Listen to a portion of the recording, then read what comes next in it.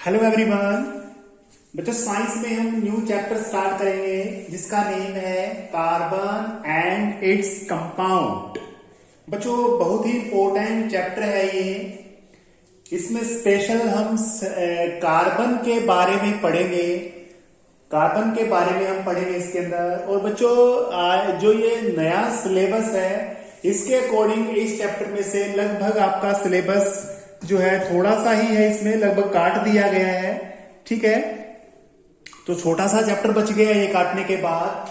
तो हम इसको हमारा जो सिलेबस है 2020 और 2021 के अकॉर्डिंग इसको पढ़ेंगे। ठीक है, इसमें काफी सारे टॉपिक्स हैं उनको कट कर दिया गया है, तो उसके बाद जो बच जाता है उसके बारे में हम पढ़ेंगे इसके अंदर। ठीक है, देखिए तो सबसे पहले देखिए हम पढ़ेंगे कार्बन के बारे में। तो आपको कार्बन के बारे में इसमें पढ़ने वाले हैं, तो सबसे पहले हमें ये पता होना चाहिए जो कार्बन है, यानी जो आपका कार्बन है वो जो आपकी जो टेबल है, यानी एलिमेंट जो आपकी पीरियोडिक टेबल है, जो सारणी है उसके अंदर ये 6 नंबर पे आता है। तो इसलिए कार्बन का परमाणु क्रमांक कह सकते हैं। परमाणु क्रमांक कितना है, एटॉमिक नंबर कह सकते हैं। परमाणु संख्या कह सकते हो कितनी है इसकी, 6 है। यानी परमाणु संख्या कितनी है इसकी, एटॉमिक नंबर कितना है इसका, 6 है। ये याद रखना है आपने। और अगर इसका एटॉमिक नंबर 6 है तो हम इसका इलेक्ट्रॉन विन्यास बना सकते हैं। Electronic configuration. इलेक्ट्रॉनिक विन्यास का मतलब क्या है, इलेक्ट्रॉनिक कॉन्फ़िगरेशन यानी कौन सा इलेक्ट्रॉन कौन से सर्कल में या शेल में है वो हम बताने वाले हैं। 9th में हमने पढ़ा है बच्चों। देखो कोई भी एटम होता है, कोई भी परमाणु होता है, उसका पहला जो शेल, पहला जो कक्ष होता है, कोश होता है, उसके अंदर 2 इलेक्ट्रॉन होते हैं। और पहले वाले का नाम क्या होता है, के होता है। के यानी पहले में इसमें 2 मिलेंगे, यानी पहला जो के है सेल है उसमें 2 इलेक्ट्रॉन मिलेंगे। और दूसरे वाला का नाम क्या होता है, एल होता है। तो कितने बच गए इसके, 4 और बच गए ना, 2 तो इसमें आ गए। तो एल में कितने आएंगे, 4 आएंगे। तो इसलिए इसका कॉन्फ़िगरेशन क्या बन गया, 2 और 4। तो ये इसका क्या हो गया, इलेक्ट्रॉनिक कॉन्फ़िगरेशन, यानी इलेक्ट्रॉनिक लिख सकते हैं, इलेक्ट्रॉनिक विन्यास, इलेक्ट्रॉनिक कॉन्फ़िगरेशन। ठीक है, तो इस तरह से इसमें हम कर सकते हैं इलेक्ट्रॉनिक कॉन्फ़िगरेशन। अब इसके मास की बात करते हैं। देखिए बच्चों थोड़ा सा इसमें समझने की जरूरत है। हमें पता चल गया कि एटॉमिक जो नंबर होता है, 9th में हमने पढ़ा है, जो एटॉमिक नंबर होता है वो किसके बराबर होता है, नंबर ऑफ प्रोटॉन के बराबर होता है। या मैं नीचे लिख देता हूं, देखो एक बार। इसका मतलब ये हुआ, इसमें जो प्रोटॉन होते हैं ये कितने होते हैं, 6 होते हैं। प्रोटॉनों की संख्या कितनी होती है, यस 6 होती है। अगर प्रोटॉन्स 6 हैं तो इलेक्ट्रॉन भी कितने होंगे, 6 ही होंगे। इलेक्ट्रॉन भी कितने हैं, 6 होते हैं। तो प्रोटॉन भी इसमें 6 होते हैं बच्चों, और इलेक्ट्रॉन भी कितने होते हैं, इलेक्ट्रॉन भी इसमें 6 होते हैं। तो ये जो चक्कर काटते हैं ना, आपको पता है कि जो किसी भी एटम के अंदर जो होता है, कोई भी एटम होता है उसके अंदर, किसी भी एलिमेंट का, उसके अंदर जो इलेक्ट्रॉन होते हैं उसके सेंटर के चारों तरफ क्या करते हैं, चक्कर काटते हैं। तो ये एक तरह से रोटेट करते रहते हैं, मूव करते रहते हैं। जिस तरह से सोलर सिस्टम के अंदर अर्थ रोटेट करती है, या फिर आपका जो मून रोटेट करता है, या फिर दूसरे सैटेलाइट यानी ग्रह है जो दूसरे जोन है, वो किस तरह से सूर्य के चारों तरफ चक्कर काटते हैं, है ना। तो इलेक्ट्रॉन क्या करते रहते हैं, चक्कर काटते रहते हैं। तो इसमें एक चीज याद रखनी है, दोबारा से लिख देता हूं यहां पर। देखिए इलेक्ट्रॉन यानी कार्बन की बात मैं करने वाला हूं। कार्बन में इलेक्ट्रॉन कितने होते हैं, 6 होते हैं। प्रोटॉन कितने होते हैं, 6 होते हैं। और न्यूट्रॉन भी 6 होते हैं। कितने होते हैं, इलेक्ट्रॉन भी 6, प्रोटॉन भी 6, न्यूट्रॉन भी 6। और एक बात बताई मैंने, इसका इलेक्ट्रॉनिक कॉन्फ़िगरेशन करना पड़ जाए, पहले में 2 बनाएंगे और फिर बनाएंगे 4। तो पहले में 2 इलेक्ट्रॉन होते हैं, फिर क्या होते हैं, 4 होते हैं। यानी ये वाला जो होता है K होता है और अगले वाला क्या होता है, L होता है। तो यानी K में 2 इलेक्ट्रॉन होते हैं और L में कितने होते हैं, 4 इलेक्ट्रॉन होते हैं। अभी एक चीज और आपने 9th में पढ़ी है, क्या पढ़ी आपने, एटॉमिक मास की बात करें या मास नंबर की बात करें, अलग अलग होता है। मास नंबर की बात करता हूं मैं, मास नंबर, ठीक है। तो यानी क्या होता है, देखिए मास नंबर की बात करूं मैं, इसमें कितने प्रोटॉन है और कितने इसमें न्यूट्रॉन है, उनका जोड़ होता है, ठीक है। द्रव्यमान संख्या, द्रव्यमान संख्या कितनी होती है, द्रव्यमान संख्या बोलते हैं इसको। प्रोटॉन कितने हैं, 6 हैं, न्यूट्रॉन कितने हैं, 6, 12। द्रव्यमान संख्या इसकी कितनी है, 12 है। तो बच्चों इसका एटॉमिक मास है ना, देखो ध्यान से, एटॉमिक मास, एटॉमिक मास अलग चीज होती है, ठीक है। एटॉमिक मास क्या होता है, देखिए इसमें एटॉमिक मास भी 12 होता है। एटॉमिक मास क्या होता है, मास की बात करते इसमें परमाणु द्रव्यमान, परमाणु द्रव्यमान, परमाणु द्रव्यमान कितना होता है, 12 होता है। कितना होता है, 12। ये चीजें हमने पढ़ी है पहले भी, 9th में भी पढ़ी है, ठीक है। तो इस तरह से ये दोनों की दोनों कंसेप्ट आपको क्लियर होने चाहिए। आगे देखिए इस चैप्टर में बच्चों हम कार्बन के बारे में पढ़ रहे हैं। तो इसके बारे में क्यों पढ़ रहे हैं, इसलिए ये ज्यादा इंपॉर्टेंट है हमारे लिए, क्यों है ये, एक तरह से मतलब क्या चीज ऐसी है कार्बन में कि हम इसके बारे में ही पढ़ रहे हैं। और भी बहुत सारे हैं, तत्व हैं, एलिमेंट्स हैं, ठीक है। तो एक बात याद रखनी है, इसमें मेन इंपॉर्टेंस कह सकते हैं, एक तरह से आप इसकी इंपॉर्टेंस कह सकते हैं इसके अंदर, है ना। Why carbon is so important, यानी कार्बन इतना महत्वपूर्ण क्यों है, ठीक है। वैसे एक्स्ट्रा ही है एक तरह से। तो सबसे पहले आपने बात करनी है इसमें, जो कार्बन है बच्चों, जितने भी लिविंग ऑर्गेनिजम्स हैं, जीवित जितने भी ऑर्गेनिज्म जीव हैं, सभी जीवधारी होते हैं ना, उन सभी में मेन एलिमेंट कार्बन होता है, ठीक है। तो main element present in all living organism होता है कार्बन, ठीक है। It is the main element, है ना, it is the main element. ये मेन एलिमेंट होता है, मेन एलिमेंट होता है बच्चों प्रेजेंट जो होता है in the living organism, in the living organism, यानी जितने भी जीवधारी होते हैं, ऑल लिविंग कह सकते हो, इन ऑल लिविंग ऑर्गेनिज्म, ठीक है। सभी जीव, सभी लिविंग ऑर्गेनिजम्स के अंदर, लिविंग ऑर्गेनिजम्स, सभी जितने भी ऑर्गेनिजम्स होते हैं, सभी जीवधारियों के अंदर क्या कह सकते हैं, हिंदी में क्या लिखेंगे भाई, जो कार्बन होता है ना, कार्बन जो होता है ना, सभी जीवधारियों में मेन मुख्य तत्व होता है, मेन तत्व होता है, ठीक है। सिंपल सा है ये। अच्छा, और क्या इसमें क्या बात करनी है हमने, एक बात और याद रखनी, जितने भी हमारे पास फ्यूल है, ईंधन है, ऑलमोस्ट की बात करूंगा, लगभग की बात करूंगा मैं, ऑलमोस्ट, लगभग, ठीक है।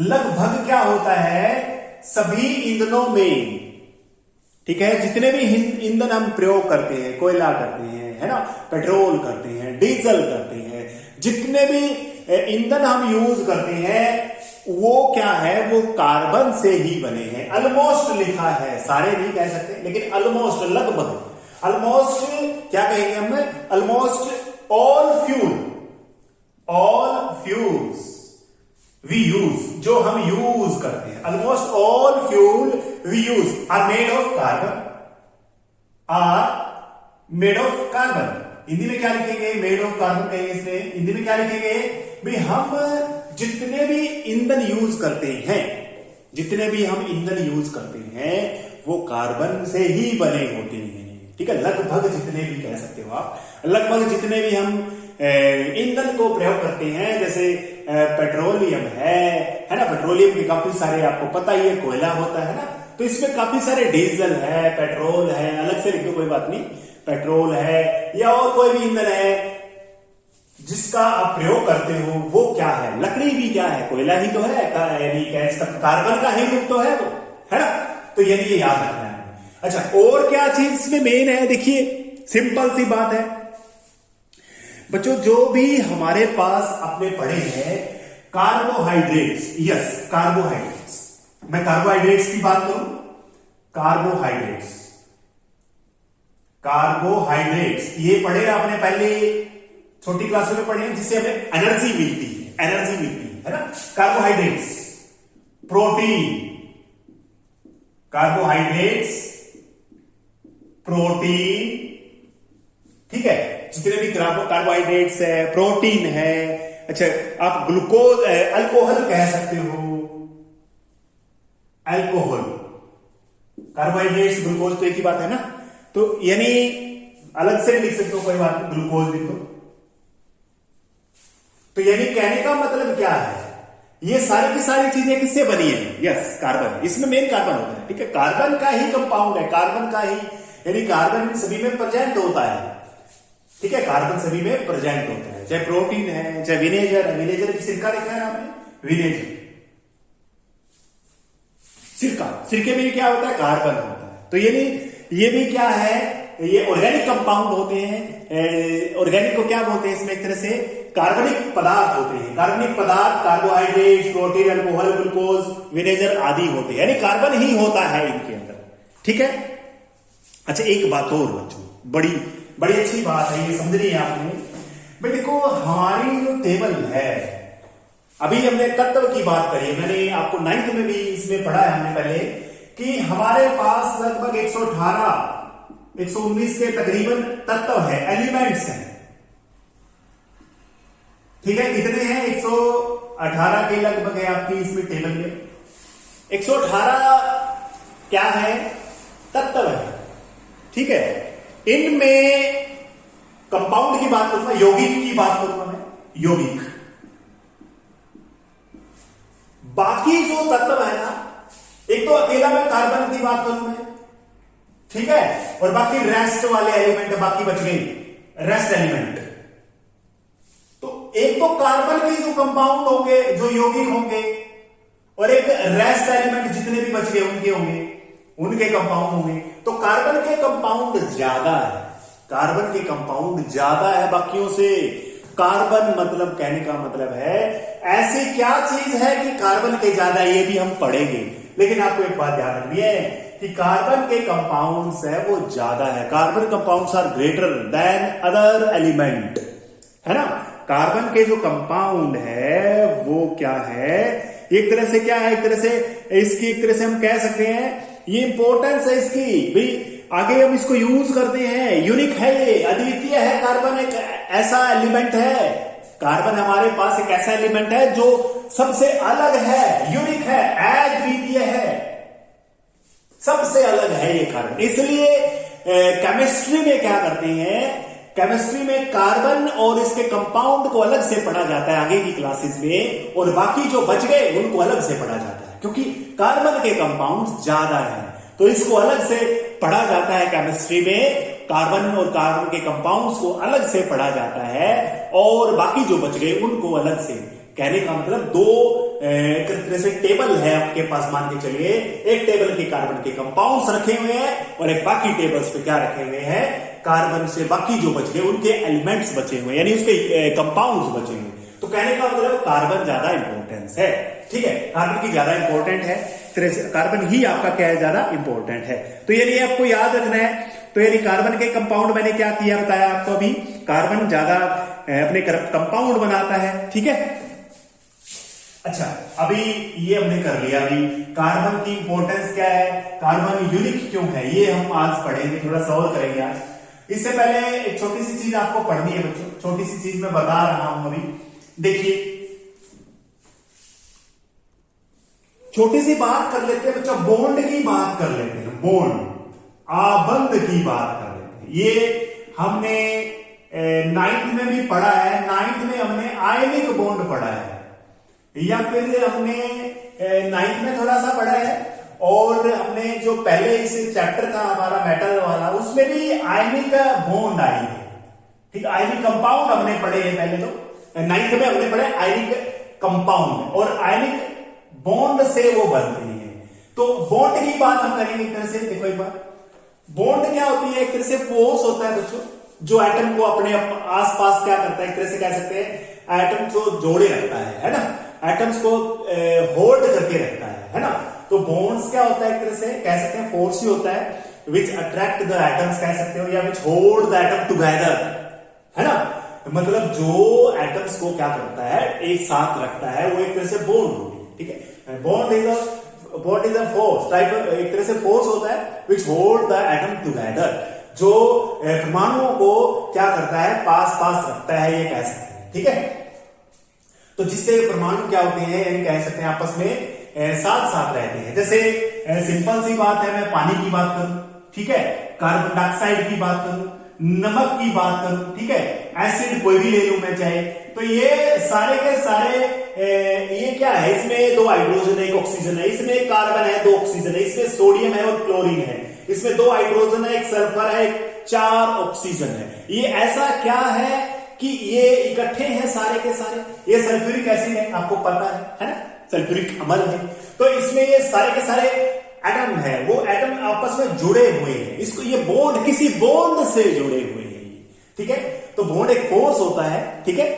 तो हम इसमें बॉन्ड के बारे में पढ़ेंगे, क्योंकि इस कार्बन के अंदर एक प्रॉपर्टी है, यूनिक प्रॉपर्टी है, उसकी यूनिक प्रॉपर्टी की हम बात करने वाले हैं, ठीक है। तो देखिए हमारे पास जो बॉन्ड होती है बच्चों, बॉन्ड 2 टाइप की होती है। एक तो आयनिक बॉन्ड होती है, आयनिक बॉन्ड, और दूसरी होती है कोवैलेंट बॉन्ड। कौन सी बॉन्ड होती है, कोवैलेंट बॉन्ड। अब हिंदी में क्या बोलते हैं इसको आयनिक को आयनिक ही बोलेंगे, ठीक है, आयनिक आबंध बोलेंगे, ठीक है, आयनिक आबंध बोलेंगे। और कोवैलेंट को क्या बोलेंगे, संयोजी, क्या बोलेंगे, संयोजी, ठीक है। अब इनके बारे में मैं बताता हूं, ठीक है। बॉन्ड का क्लियर हो गया होगा, बॉन्ड क्या होता है, ठीक है। Bond is a force which hold which had the atom together, ठीक है। तो आयनिक की बात करने वाला हूं मैं। आयनिक में क्या होता है बच्चों, हमने इलेक्ट्रॉन के बारे में पढ़ा है। तो जो बॉन्ड इलेक्ट्रॉन के ट्रांसफर से बनती है, कंप्लीट ट्रांसफर से बनती है, जैसे नमक में होता है। नमक में देखो बच्चों क्या होता है, जनरली क्या होता है, जनरली में क्या करते हैं, एक मेटल जो होती है बच्चों, मेटल वो अपना इलेक्ट्रॉन नॉन मेटल को दे देती है। तो जिससे क्या होता है, मेटल अपना इलेक्ट्रॉन देती है, तो उस मेटल के पास प्लस चार्ज आ जाता है, और नॉन मेटल अपना इलेक्ट्रॉन ले लेती है, 1 लेती है, 2 लेती है, 3 लेती है, अलग अलग बात करने वाले हैं। तो वो इलेक्ट्रॉन को लेने से माइनस का चार्ज आ जाता है, हमें पता है भी। हम किसी को पैसा दे देते हैं, तो हम पैसा देंगे तो हमें कुछ ब्याज मिलेगा, ठीक है, प्लस का चार्ज हो गया। किसी ने पैसा उधारा लिया है तो उसके माइनस का चार्ज क्यों लगा, क्योंकि उसको ब्याज देना पड़ेगा, इस तरह से लगा सकते हो आप, ठीक है। तो छोटी सी बात यह है बच्चों इसमें कि मेटल्स जो है वो क्या करती है, इलेक्ट्रॉन्स को देती हैं, नॉन मेटल्स इलेक्ट्रॉन को एक्सेप्ट करती हैं, तो ये ट्रांसफर हो जाता है इलेक्ट्रॉन का। अब हमने पता है कि ये ट्रांसफर क्यों करती है, ये हमने 9th में पढ़ा है, कोई मैं तेरी रिवाइज करा देता हूं। मैं करने वाला हूं सोडियम की बात। सोडियम के अंदर आपने पढ़ा है 11 इलेक्ट्रॉन होते हैं। अगर इसका कॉन्फ़िगरेशन बनाऊं मैं, पहले में 2 होते हैं, दूसरे में 8 होते हैं, तीसरे में 1 होता है, 2 8 10 11, ठीक है। और कैल्शियम की बात करूं मैं, मतलब कोई भी, क्लोरीन की बात कर ले, ठीक है, क्लोरीन की बात, ठीक है, इसमें 17 इलेक्ट्रॉन होते हैं। 17 इलेक्ट्रॉन का आप बनाओगे, 2 8 10 और 7 17, ठीक है। तो बताइए इसको 1 इलेक्ट्रॉन की जरूरत है, इसको 1 इलेक्ट्रॉन की जरूरत है। मैंने क्या, ये हमें पहले पढ़ा है, इसको अष्टक पूरा करना है। क्या पूरा करना है, अष्टक। 8 इलेक्ट्रॉन लास्ट में होने चाहिए, ये हमने बोहर मॉडल पढ़ा था 9th क्लास में। तो बच्चों इसको 8 इलेक्ट्रॉन रखने हैं लास्ट में, तो क्या करेगा, 1 इलेक्ट्रॉन को किसी को दे देगा ये। तो सोडियम क्या करेगा, 1 प्लस चार्ज इसके ऊपर आ जाता है, प्लस चार्ज का मतलब सोडियम का आयन है ये, ठीक है, पॉजिटिव चार्ज आ गया इसके ऊपर। इसी तरह से क्लोरीन क्या करेगा, इसको 8 पूरे करने हैं, तो लास्ट में 1 इलेक्ट्रॉन लेना है इसमें, तो क्लोरीन में 1 माइनस चार्ज हो जाएगा। -1 लिखो या ना लिखो, 1 का कोई लेना देना नहीं होता, ठीक है, 1 लिखना जरूरी नहीं होता, ठीक है, 1 सीधा भी लिख सकते हो।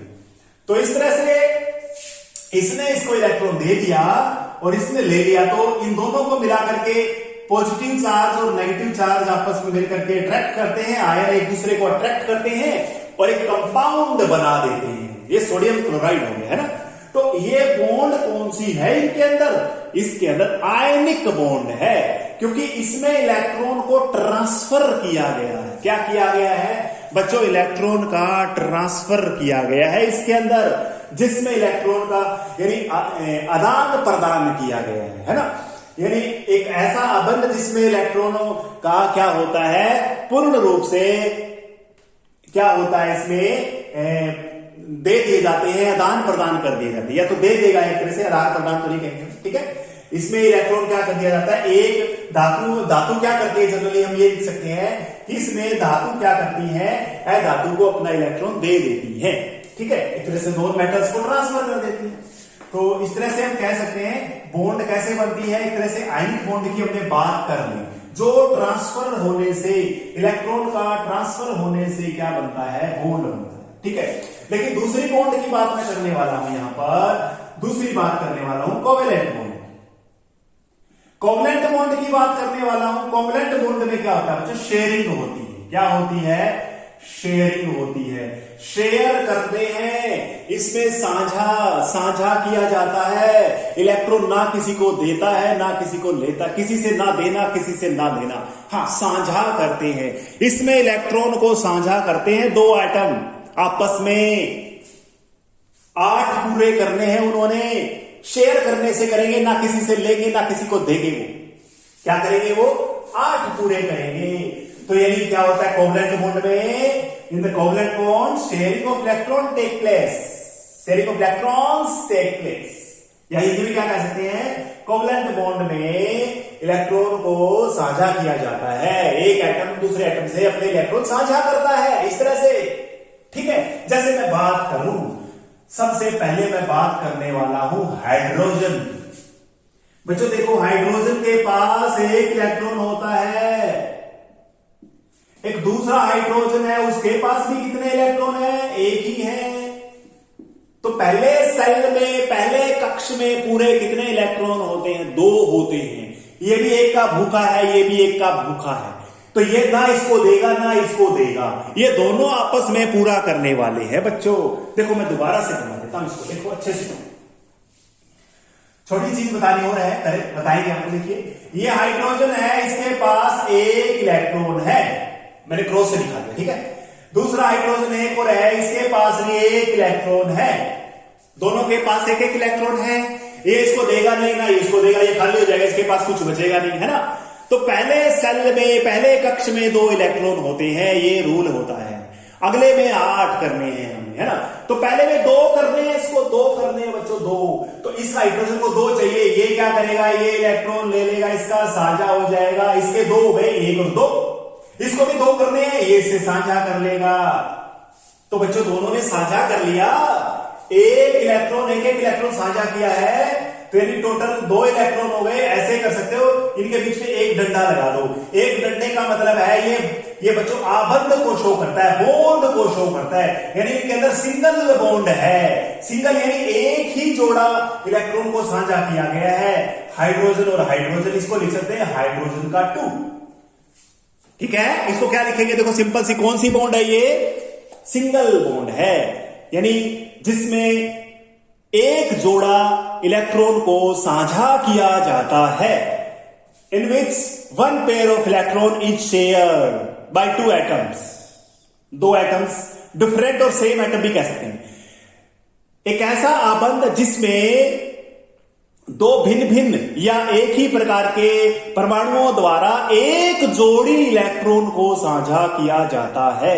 एक जोड़ी इलेक्ट्रॉन को क्या किया जाता है, साझा किया जाता है, ठीक है। वो सिंगल बॉन्ड होती है, ठीक है, बिल्कुल सिंपल है, एक जोड़ी इलेक्ट्रॉन है। अच्छा, अब मैं क्या बता रहा हूं अभी बच्चों, कोवेलेंट बॉन्ड की बात मैं कर रहा हूं, शेयर वाली बात कर रहा हूं, यानी संयोजी आबंध की बात कर रहा हूं मैं, संयोजी। तो संयोजी में सिंगल बॉन्ड यानी एक टाइप हो गया इसमें, जिसमें एक जोड़ी इलेक्ट्रॉन को शेयर किया जाता है। बच्चों दूसरा कोवेलेंट बॉन्ड में क्या होता है, दूसरे टाइप की बात करने वाला हूं मैं ऑक्सीजन की बात करने वाला हूं। ऑक्सीजन है मेरे पास, अब ऑक्सीजन में 6 इलेक्ट्रॉन होते हैं लास्ट में, तो 6 इलेक्ट्रॉन होते हैं, तो 2 2 4 2 6। एक दूसरा ऑक्सीजन है, उसके लास्ट में भी कितने हैं? 2 2 4 2 6। बच्चों अलग अलग बना रहा हूं मैं, कोई सेम भी बना सकते हैं, ऐसी कोई बात नहीं है इसमें, ठीक है, सेम बना सकते हैं। तो इसको 8 पूरे करने हैं, इसको 8 पूरे करने हैं। 2 2 4 2 6, 2 इससे उधारे ले लेगा, ये बन गए भाई, ये 8 हो गए इसके पूरे। इसके भी 8 करो, 2 2 4 2 6, इसके भी 8 पूरे हो गए। तो इसमें भी शेयर किया गया है, 2 जोड़ी इलेक्ट्रॉन को शेयर किया गया है, 2 जोड़े हैं। When 2 pairs of electron are shared, then it is called double bond. Double bond, द्विआबंध। वो था एकल आबंध बच्चों, वो पहले वाला था एकल आबंध, और ये है द्विआबंध। द्विआबंध, द्विआबंध, डबल बॉन्ड है। यानी इस ऑक्सीजन के बीच में 2 डंडे लगाने हैं भाई। 2 डंडे क्यों लगाए हैं? क्योंकि इसमें डबल इलेक्ट्रॉन शेयर है। इसको हम O2 लिखते हैं। क्या लिखते हैं? O2। तो बच्चों देखो, हाइड्रोजन का भी 2 था, तो हाइड्रोजन 2 में क्या था? हाइड्रोजन में तो एक डंडा लगा था, एक एक इलेक्ट्रॉन था। इसमें 2 इलेक्ट्रॉन शेयर किए गए हैं। कितने इलेक्ट्रॉन शेयर किए हैं? 2 बच्चों, 2 डबल बॉन्ड। एक लास्ट रहेगी, लास्ट करते हैं, बिल्कुल आसान है, छोटा सा। ट्रिपल बॉन्ड, 3 इलेक्ट्रॉन शेयर किए जाते हैं। 3 इलेक्ट्रॉन नहीं, सॉरी, 3 जोड़ी इलेक्ट्रॉन को साझा किया जाता है। एक ऐसा आबंध जिसमें 3 जोड़ी इलेक्ट्रॉन को साझा किया जाता है, वो त्रिआबंध होता है। ट्रिपल बॉन्ड की बात करने वाला हूं, in which 3 pair of electrons are share. जैसे नाइट्रोजन की बात हो, नाइट्रोजन में कितने इलेक्ट्रॉन होते हैं? टोटल 7 होते हैं। पहले में 2 आ गए, फिर कितने बच गए? कितने बच गए? 5। तो इसमें 5 इलेक्ट्रॉन करने वाला हूं। 2 3 5। एक दूसरा नाइट्रोजन है, उसके पास भी 2 और 3 5। इसको 8 पूरे करने हैं। 2 3 5 3, ये ले लेगा भाई, ये ले लिए 3। इसने 2 3 5 3 इसके ले लेगा। शेयर कौन से हुए हैं? ये वाला शेयर हुआ है, ये वाला शेयर हुआ है, ये वाला। शेयरिंग ट्रिपल है इसमें। यानी जब 3 जोड़ी इलेक्ट्रॉन को साझा किया जाता है तो वो ट्रिपल बॉन्ड होता है। ठीक है बच्चों? तो बच्चों ये आपको याद रखने हैं, इतना ही करेंगे आज। Thank you, have a nice day. Thank you.